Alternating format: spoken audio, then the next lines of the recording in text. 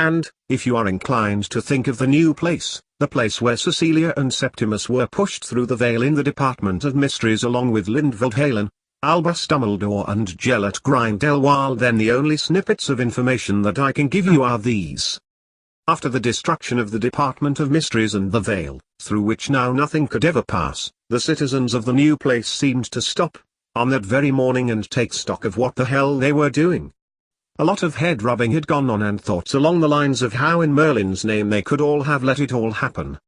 Or of Sam Potter's new life in Iceland, and election as the country's first wizard at the Althing, the Icelandic parliament. Of Harry and Hermione's delayed wedding, and attendance by both Lily and James, who had grown happier once they had divorced and were leading separate lives. Of the 3 young boys who continued happily at Hedgewoods, the least magical of them, Julian, gaining the highest marks of their year and becoming a geologist specializing in rocks with healing properties. Of to experimental communication and its application into telecommunications and the flu network. Of Darren, the least academic of the lot, promoting Quiddball and becoming a sports reporter. Of Snape, who reassumed the position of headmaster, and presided over the funeral of one of the greatest statesmen the country had ever known. Of the attendance to a funeral by his brother.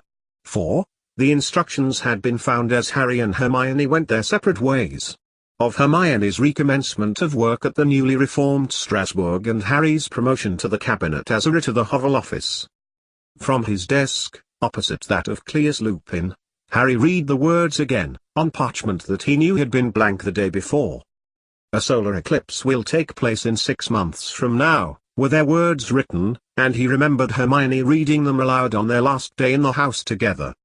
As the silver replaces the iron in the blood cells temporarily, the solar eclipse will give a strong enough irradiation of the body of sunlight to eradicate the vampirism vector, shortly after totality.